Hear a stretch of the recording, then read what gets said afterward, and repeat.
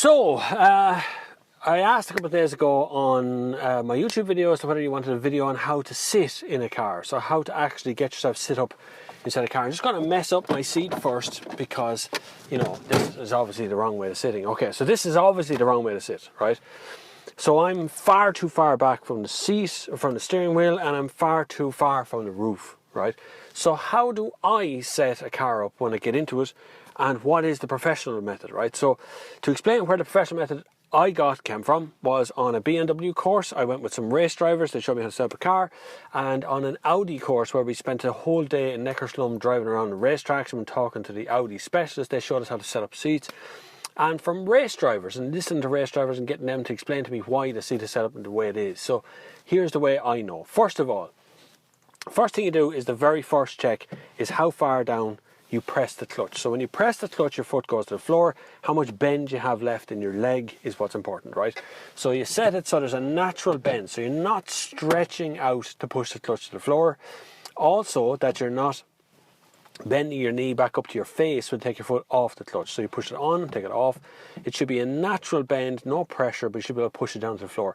That also applies to the brakes. When you press the brake pedal, that your foot is not going out straight. Why does your foot not want to go out straight? Well, I'll tell you. If your leg is going out straight when you press the brake and you end up in a front end collision, your foot and your hip will be driven straight through your pelvis. Enjoy that thought over your breakfast. So my second check now is height, right? So I put my fist, clenched fist, between me and the roof. And I should have I know it looks really rude, but I should have a nice bit of space. So if I do this,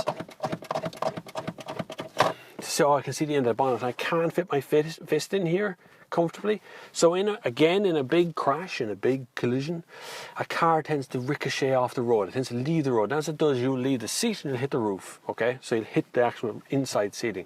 So you know, I want a nice comfortable distance between here and there. So your hand should be able to move around a little bit, but not a huge amount. So your hand between your fist and the head on the top. Next one to set is distance to the steering wheel.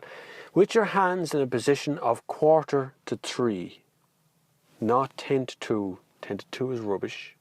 It's okay, but it's not what you want to set. So you want to set 1/4 to 3. You begin to set the back of your seat up. So you bring your hands in till you're comfortable, till you have a nice bend in your arm right here. Then you take the steering and move the column around.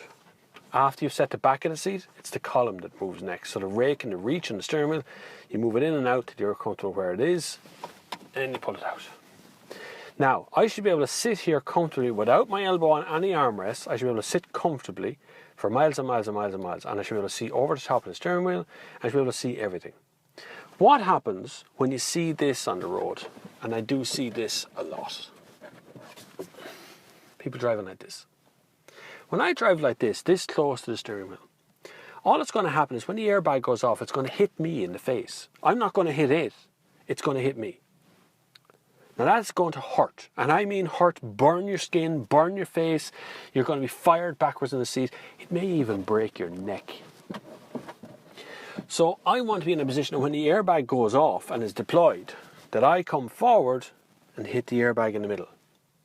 Not that I'm sitting like this, or that I'm sitting like this, because I'm going to hit the side of the steering wheel, not the airbag.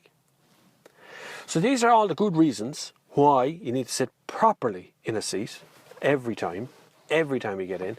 And as a motoring journalist who changes cars at least once a week, if not twice or even 3 times a week, I have to do that every time I get in the car. Every time I put a set foot into a car, I set a car up like that. And it's vitally important that you do it, because proper seating position, number 1, is comfortable for a longer drive. And number 2, it's safe. You can actually drive along and be safe inside the car. That's worth its weight in gold. You should be able to touch all points on the steering wheel with your hands without straightening your arms. That includes the top. So I don't want to be like this at the top of the steering wheel. I want to be like that. Comfortable. All the way around. That's how you know the steering wheel is set in the right place. Clutch all the way down to the floor. Brake can go all the way down to the floor. It's fine. I can reach the gear knob easy enough. I can fit my hand between me and the ceiling above. And the seatbelt, even though this is a 3-door, which means the seatbelt is further back, isn't pulling on anything, right?